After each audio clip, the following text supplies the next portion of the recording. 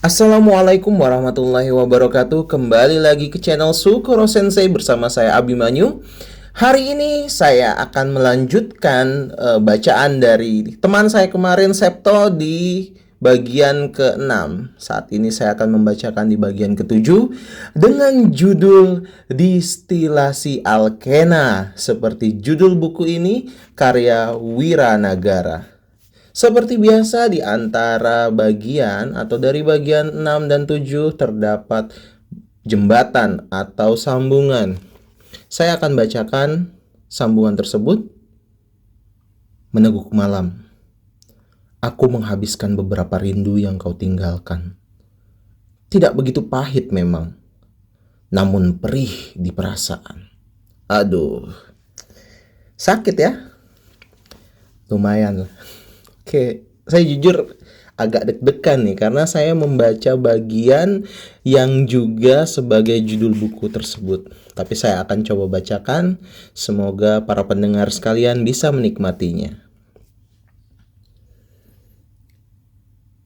Distilasi Alkena.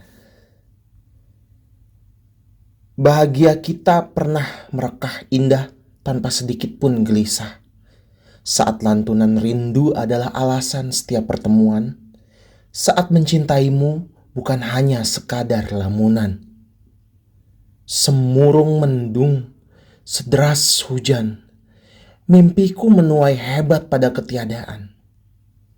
Aku tak pernah menyesal akan keputusanmu memilihnya. Yang aku sesalkan adalah tiada sedetik pun kesempatan bagiku membuatmu bahagia. Kesalahanku menjadikanmu alasan segala rindu. Waktu pun mengurai tetes hujan menjadi bulir-bulir kenangan.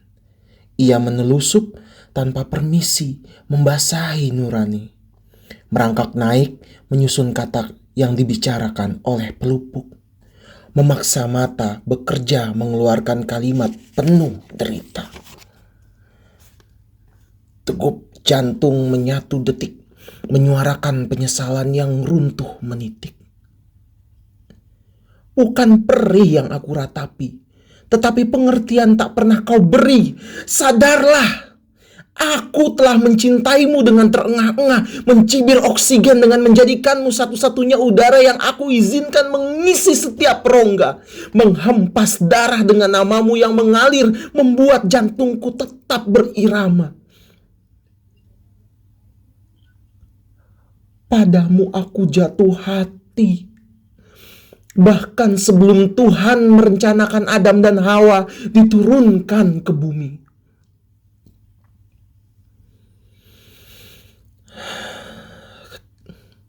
Kesalahanku tak pernah mencintai selain kamu.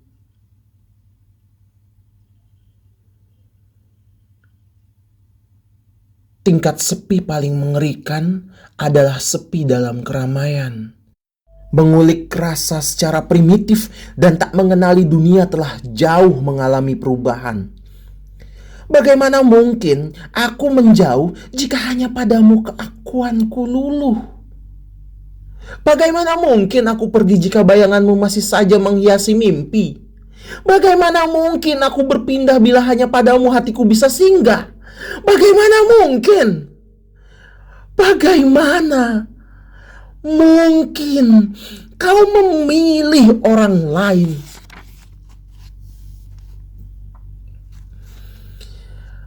Detik yang berbaris hanya membuat pengharapan semakin miris. Kau bergeming. Kau tak pernah menjawab dengan alasan caraku mendambamu terlampau bising.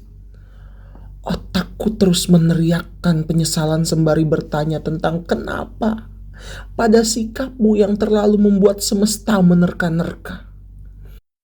Tangkupan tanganku masih saja menggenggam harap untukmu, tetapi keegoisanmu membuat kosong laksana harapan semu.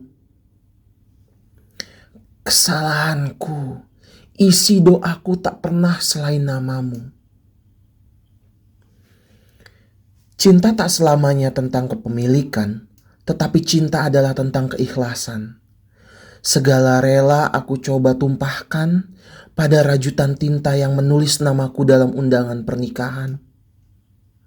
Paling tidak, aku pernah merasakan perihnya ditolak tanpa penjelasan.